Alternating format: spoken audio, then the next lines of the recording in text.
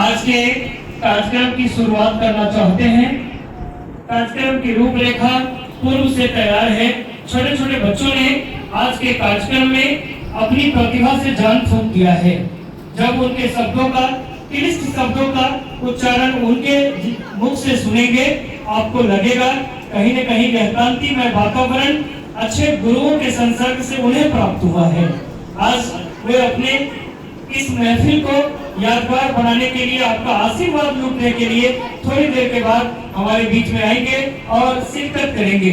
हम उन नाचीजों में से सबसे पहले कार्यक्रम की रूपरेखा को अमली जमा देने के लिए हम आवाज देना चाहते हैं इस विद्यालय के होनहार ऐश्वर्य राज झा को।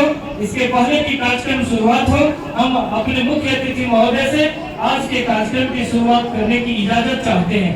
अपने के कहे की इजाजत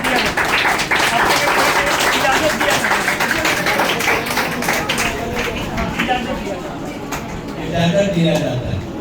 मगन भेदी तालियों की सकल ध्वनियों से हम आपके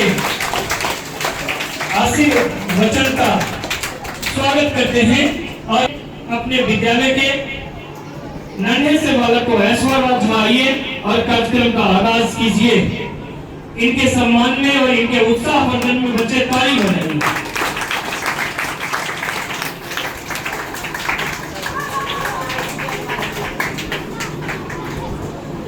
जय हिंद साथियों, आज हम खड़े हैं उस पावन क्षण में जब हमारे इतिहास हमारे दिलों में और आजादी का परचम हमारे आत्मा में लहरा रहा है।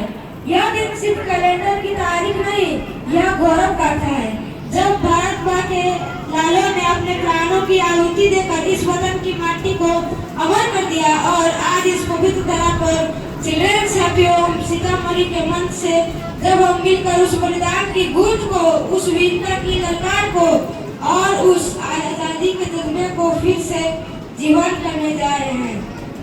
हाँ दोस्तों, आज हमें सिर्फ झंडा लहराना नहीं है, हमें दिलों में तिरंगा भरना है। हमें सिर्फ राष्ट्रगान गाना नहीं है, हमें हर सुर में मातृभूमि की आत्मा महसूस करनी है। हमें सिर्फ तालियां नहीं बजानी है, बल्कि अपने दिलों की धड़कन को भारत माँ के नाम समर्पित करना है। यह समारोह हमारे लिए एक उत्सव से बढ़कर एक संकल्प है कि हम अपने पूर्वजों की स्वर्ण गाथा इस नई पीढ़ी तक पहुंचाएंगे। और इस मंच की खूबसूरती सिर्फ उस सजावट में नहीं, बल्कि इसमें छुपे उस जज्बे में है जो हमारे दिल में लहराता है। दोस्तों, आज के इस क्षण में हमें सोई हुई जवानी को जगाना है, हौसले को परवाज देनी है और दिलों में वो जोश भरना है जो हमारे वीर शहीदों की आंख में जगता था। और इस जोश की नई उड़ान देने के लिए हमें चाहिए ऐसी वाणी जिसमें बिजली की चमक हो, ऐसे शब्द जो सीधे दिल को छू ले और ऐसे जज्बाती से सुनकर हर श्रोता का खून करवा जाए। तो पेश है हमारे पहले अंकर कुमार बिस्मिल साहब। ये वो शख्सियत है जो जिनके शब्दों में अपनापन है, आवाज में गूंज है और लहजे में ऐसा आत्मविश्वास है कि लगता है सुनते ही रंगों में देशभक्ति दौड़ने लगती है। मंच पर आते ही यह न केवल माहौल को जीवंत कर देते हैं, बल्कि वतन में गर्व जगा देते हैं। और दोस्तों, इनके साथ इस मंच पर रोशन करने वाले हमारे जोशीले, ओजस्वी और प्रेरणादायक बड़े गुरु भाई प्रियांशु कुमार, जिनकी आवाज में वज्र की शक्ति है, सबसे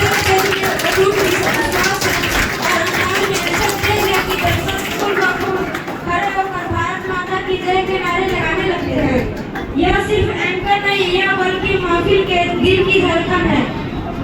दोनों एक साथ ऊंची और जोशपूर्ण आवाज में, तो आइए तालियों की गड़गड़ाहट से, देशभक्ति के नारों से और दिल के गड़गड़ाहट से दिल्ली दुआओं के साथ इस कार्यक्रम का आगाज करते हैं, ताकि इस मंच से उठने वाली हर आवाज, हर गीत, हर कविता मां के चरणों में अमर भेंट बन जाए। आज का यह दिन हम सभी के लिए गर्व और गौरव का प्रतीक है। चिल्ड्रंस हैप्पी होम सीतामढ़ी के इस मंच पर खड़े होकर मैं प्रियांशु आपका अभिवादन करता हूँ। आज का दिन हमें यह याद दिलाने आया है कि स्वतंत्रता केवल एक शब्द नहीं, बल्कि लाखों बलिदानों की कहानी है।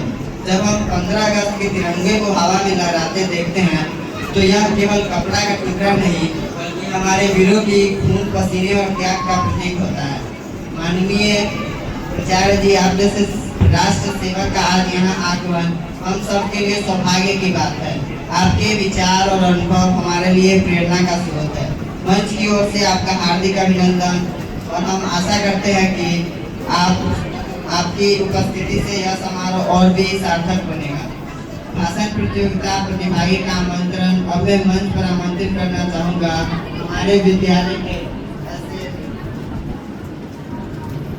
ऐसे छात्र को जिनकी वाणी में सच्चाई की गूंज है, जिनके विचारों में राष्ट्र प्रेम की गहराई है, ऐश्वर्य राजा। आइए हम सब मिलकर तालियों से उनका स्वागत करें, क्योंकि यह वही क्षण है जब सब देशभक्ति का रूप धारण करे और सुनने वाले के हृदय को आंदोलित कर देते हैं।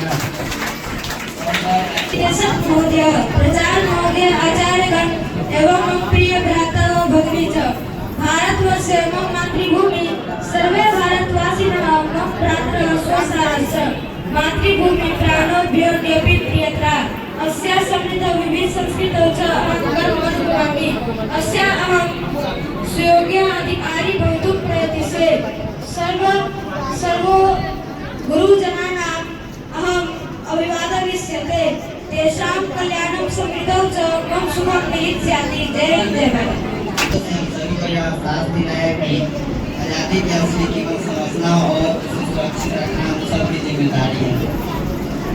मेरे साथियों, यह स्वतंत्रता दिवस एक उत्सव नहीं, राष्ट्र की गरिमा और बढ़ाएंगे और उसने आने वाली पीढ़ियों के लिए एक उज्जवल भविष्य गढ़ेंगे। तो आइए इस मंच से इस अवसर पर हम सब मिलकर यह प्रण ले, हम सच्चे नागरिक बनेंगे, अपने देश का नाम रोशन करेंगे और तिरंगे की शान कभी नहीं होने देंगे। भारत माता की जय। क्या आप सब तैयार हैं इस आजादी के महापर्व को पूरे जोश के साथ मनाने के लिए? आदरणीय मुख्य अतिथि महोदय, आदरणीय प्राचार्य महोदय, सभी शिक्षकगण, अभिभावक और मेरे प्यारे दोस्तों, आज चिल्ड्रंस हैप्पी होम सीतामढ़ी का यह मंच एक रंगमंच नहीं बल्कि आजादी का जश्न मनाने का अखाड़ा है।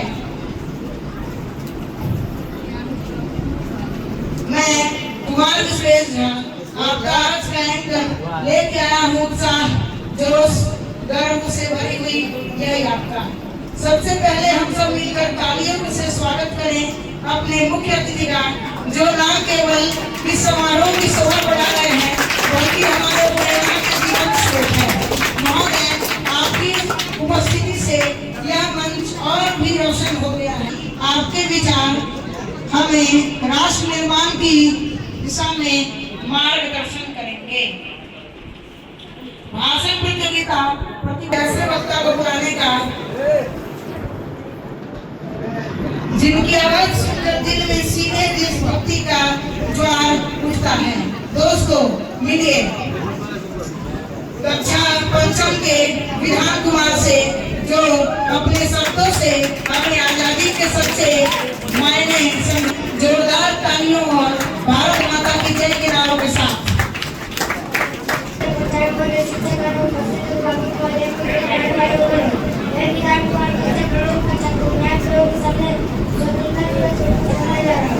स्वतंत्रता दिवस प्रत्येक वर्ष 15 अगस्त को मनाया जाता है। 1947 को इस दिन हमारा देश आजाद हुआ था। यह खूब तड़क के साथ मनाया जाता है।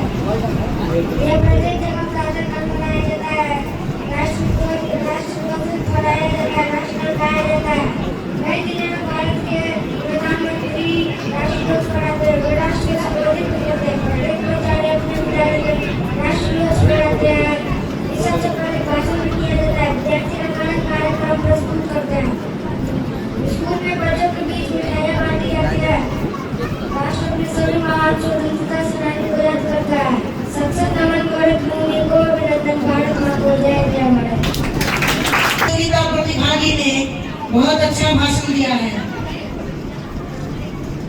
अब मंच पर बुलाने का वक्त है एक ऐसे वक्ता को जिन्होंने अपनी वाणी से, जिनकी वाणी का आवाज सुनकर दिल में सीधे देशभक्ति का ज्वार उठता है। दोस्तों, मिलिए कक्षा नवम के कुंदन कुमार से।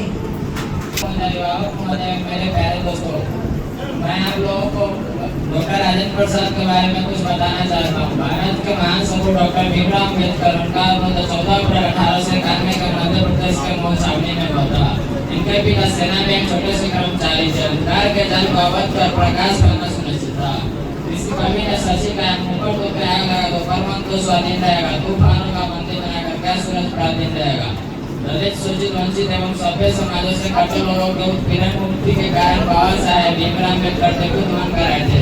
समाज अछूत वर्ग में उत्पन्न होने के कारण इन्हें बचपन से प्राथमिक शिक्षा एवं माध्यमिक शिक्षा पाने के लिए कठिन संघर्ष का सामना करना पड़ा। इन्हें कक्षा में सही बच्चों से हटकर नीचे जमीन पर बैठाया जाता था, फिर भी इन्हें विद्या से अधिक प्रेम होने के कारण बुरा नहीं मानते थे। सन 1908 ईस्वी में मुंबई हाई स्कूल से मैट्रिक की परीक्षा पास की। उस समय की रूढ़िगत समाज में इनकी मैट्रिक पास होने की खबर एक आश्चर्यजनक घटना के रूप में थी। सन 1912 ईस्वी में मुंबई यूनिवर्सिटी से राजनीति शास्त्र और अर्थशास्त्र में स्नातक की परीक्षा उत्तीर्ण की। उसके बाद बड़ौदा राज्य के राज दरबार में लेखपाल पद की नौकरी के लिए आवेदन किए। उस समय के तत्कालीन महाराज छत्रपति साहूजी महाराज इनकी अर्जी को स्वीकार कर दिए और इनकी विनम्रता विद्वता से प्रभावित होकर इन्हें उच्च शिक्षा प्राप्त करने के लिए अपनी राष्ट्रीय कोष से छात्रवृत्ति देकर इन्हें कोलंबिया यूनिवर्सिटी में पढ़ने के लिए भेजे। सन 1923 ईस्वी तक डॉक्टर भीमराव अम्बेडकर विदेशों में विभिन्न विषयों से उच्च शिक्षा प्राप्त करते रहे। सन 1923 के बाद दलित समाज के सुधार के लिए बहिष्कृत हितकारिणी सभा का गठन किया। उस समय के तत्कालीन महाराज छत्रपति साहूजी की अर्जी स्वीकार कर ली गई। उसके बाद मंदिरों एवं जलाशयों में हरिजनों को स्नान कराकर भेजा जाता था। सन 1931 ईस्वी में मुंबई के गवर्नर एमजी मैकडोनाल्ड से वार्ता कर हरिजनों के जीवन में क्रांतिकारी परिवर्तन लाने की सुधार की। उस समय के गांधी जी के हो रहे आंदोलन के कारण उन्होंने पुणे इस बात से पीछे हो गए और पुनः पैक्ट समझौता के तहत हरिजनों के जीवन में क्रांतिकारी लाने की प्रवृत्ति की। मुंबई पश्चिम से विधानसभा का चुनाव लड़कर विधायक भी निर्वाचित हुए और इसी प्रकार उनकी 10% स्वतंत्रता आंदोलन के अग्रणी नेताओं में शुमार हो गए। जय हिंद, जय भारत।